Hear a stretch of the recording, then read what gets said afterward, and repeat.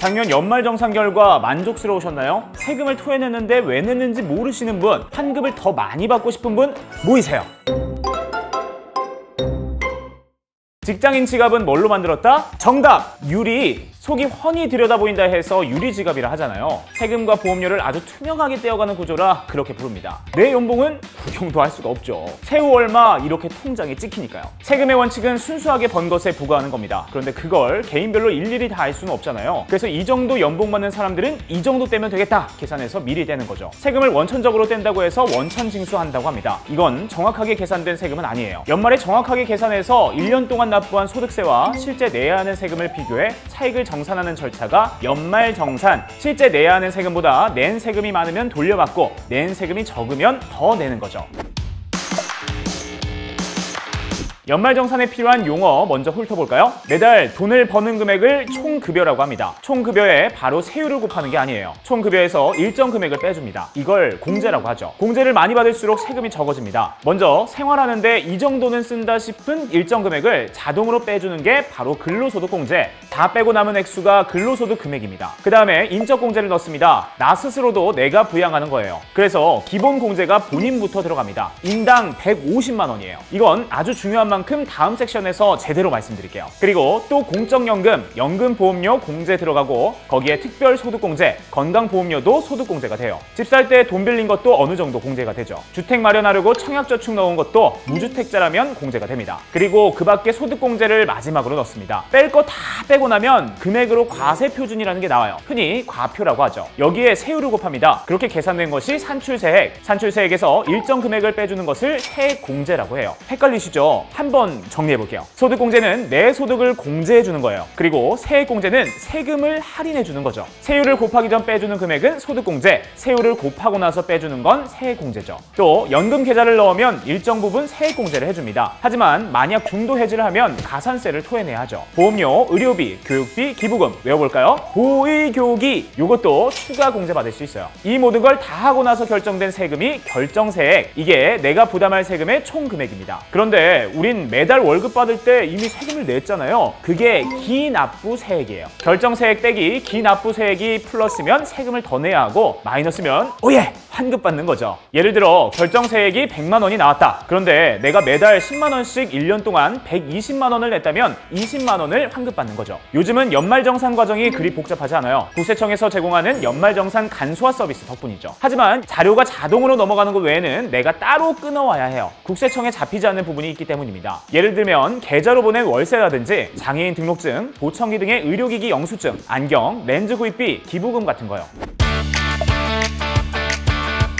헌법 제38조 모든 국민은 법률이 정하는 바에 의하여 납세의 의무를 진다. 그래요. 세금 내는 거 좋다 이거예요. 근데 왜 같은 연봉의 옆자리 이대리는 세금을 환급받는데 나는 왜 토해내야 하는 거냐고요. 일단 뭐가 다른지 살펴봐야 해요. 아마 가장 크게 차이 나는 게 인적공제일 겁니다. 나는 혼자인데 이대리는 세대 내에 혼자 돈을 벌고 만 70세 이상, 장애인 등 부양가족이 3명이 있다. 뭐 이러면 엄청 차이 날 수밖에 없어요. 이게 아까 이야기했던 가장 중요한 인적공제. 본인은 기준 없이 모두 가능하고요. 부양가족이 있으면 한 명당 150만 원을 공제해줘요. 근데 아무나 올릴 수는 없겠죠. 일단 공통적으로 연소득 100만 원 이하여야 해요. 배우자는 나머진 아무것도 안 따집니다. 법적으로 부부면 따로 살아도 가능해요. 외국인도 가능합니다. 사실로는 안 되고요. 자녀도 따로 뭐 안 따집니다. 연소득이랑 나이만 봐요. 부모, 할아버지, 할머니도 포함할 수 있는데요. 여기도 연소득 100만 원 이하, 만 60세 이상. 장애인의 경우엔 나이 상관없습니다. 주소가 다르더라도 근로자가 생활비를 주면서 살고 있다면 대상자로 신청할 수 있어요. 근데 사실 한 사람당 150만 원을 소득에서 공제하면 실제 세금은 25만 원 정도 환급인데 눈에 불을 켜고 이걸 해야 하나 싶을 수 있습니다. 하지만 여기 줄줄이 따라오는 혜택이 아주 쏠쏠해요. 예를 들어 만 70세 아버님을 부양가족으로 올리면 부양가족 공제 150만 원에 경로 우대 공제 100만 원 플러스 아버님이 사용한 신용카드, 현금 영수증, 의료비, 보험료, 기부금도 공제받을 수 있습니다. 시뮬레이션 한번 해볼까요? 과세 표준이 3천만 원이고 신용카드, 체크카드를 연 1,000만 원 썼고 기부금 100만 원, 의료비 300만 원이 들어갔다. 그럼 총 165만 원의 세금을 아낄 수 있어요. 부양가족으로 넣을 수 없는 맞벌이 부부는 어떻게 하면 좋을까요? 이럴 때는 누구에게 부양가족을 몰아주느냐가 관건입니다. 대부분 부부 중 소득 금액이 많은 사람이 높은 세율 구간을 적용받을 적용받을 가능성이 높기 때문에 기본공제 대상자도 소득이 많은 사람이 적용받는 게 유리합니다. 하지만 지출의 경우는 달라요. 신용카드, 체크카드 등 지출액은 총 급여의 25%를 초과하는 금액에서 공제받을 수 있잖아요. 그럼 소득이 적은 분의 카드로 결제하는 게 유리하겠죠.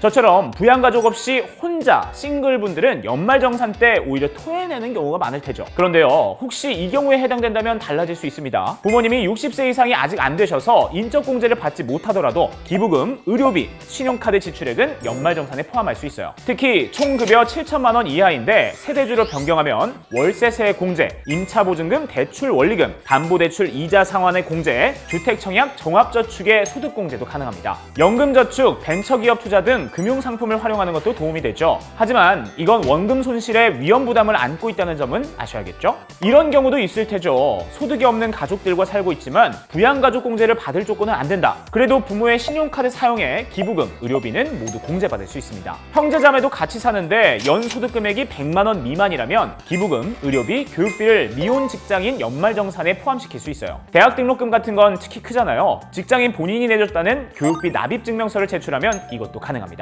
잘 찾아보면 뭐라도 있지 않을까요? 요즘 이혼이 워낙 많으니 돌싱 이야기 안 할 수 없죠. 그럼 부양가족이 바뀌잖아요. 실제 이 문의가 많다고 합니다. 만약 올해 6월에 이혼했다면 올해 결혼 생활을 한 6개월치는 배우자 공제가 가능한가요? 정답은 그렇지 않다래요. 연말정산 기준일인 12월 31일에 법률상 부부여야만 배우자 공제가 가능하다고 합니다. 다만 이혼 전 지출한 교육비나 의료비 등은 공제가 된다네요. 싱글데디, 싱글맘이라면 한부모 공제도 있어요. 100만 원 공제 가능합니다. 조건은 두 가지예요. 먼저 배우자가 없어야 하고 아이를 부양가족으로 올려야 합니다. 직장인은 성별도 상관없고 세대주냐 아니냐도 상관없어요.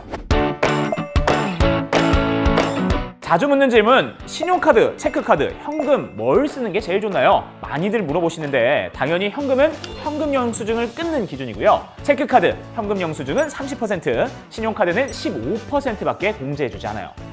뭐가 정답인지 아시겠죠? 전통시장과 대중교통은 훨씬 통 크게 40%를 해준다니 웬만한 장은 전통시장에서 보는 것도 좋겠어요. 은근 구경거리도 많고 뭐 좋잖아요. 그러나 이용 금액이 총 급여액의 25%가 안 되면 공제가 안 된다는 점, 그리고 몇 억을 써도 공제 한도가 200에서 330만 원이에요. 70세 이상 부양가족 공제가 250만 원인 걸 생각하면 크진 않죠? 연말정산 중 누락된 한목이 있어서 환급을 다 받지 못했다면 낙장불입? 그러면 너무 억울하잖아요. 내 세금 돌려내! 대쟁이 소원 들어드리겠습니다. 바로 연말정산 경정청구란 제도인데요. 5년 전 것까지 가능합니다. 단 조건이 있어요. 경정청구를 진행하려는 연도에 연말정산이 정상적으로 마무리가 돼 있어야 합니다. 회사를 중도 퇴사하거나 다니던 회사가 폐업하거나 이런저런 이유로 연말정산을 누락했을 경우에는 경정청구가 불가능해요. 이런 게 아니라면 누구든 가능합니다. 국세청 홈택스에서도 할 수 있고 관할 세무서에 직접 가서도 할 수 있어요. 또 1월부터 3월은 근로자 대상 연말정산 시즌이잖아요. 하지만 그때를 놓치면 5월 1일부터 30일 종합소득세 신고 기간에 같이 해야 해요. 이때는 셀프로 해야 하죠. 만약 배째라 하고 신고를 안 해버리면 어떻게 되냐고요? 세액공제나 감면을 못 받는 건 당연하고 어쩌면 가산세를 내게 될 수도 있어요. LG경제연구원에서 발표한 보고서에 따르면 한 사람이 생애를 통틀어 납부해야 할 세금이 총 12억 7천만 원에 달한다고 합니다. 아니, 돈을 이만큼 벌지도 못하는 것 같은데 무슨 소릴까요? 사실 인식하지 못할 뿐 우리는 매일 세금을 내고 있습니다. 주유소에서 기름을 넣으면서 식사를 하면서 커피를 마시면서 오늘도 다양한 세금을 냈죠. 우리 삶에서 세금이 차지하는 비중은 어마어마합니다. 재테크는 세테크로부터 시작한다고도 볼 수 있겠는데요. 오늘 영상이 여러분의 재테크에 도움이 됐길 바라며 1년은 12달이지만 월급은 13번을 받길 바라며 지금까지 연말정산 이게 뭐니였습니다.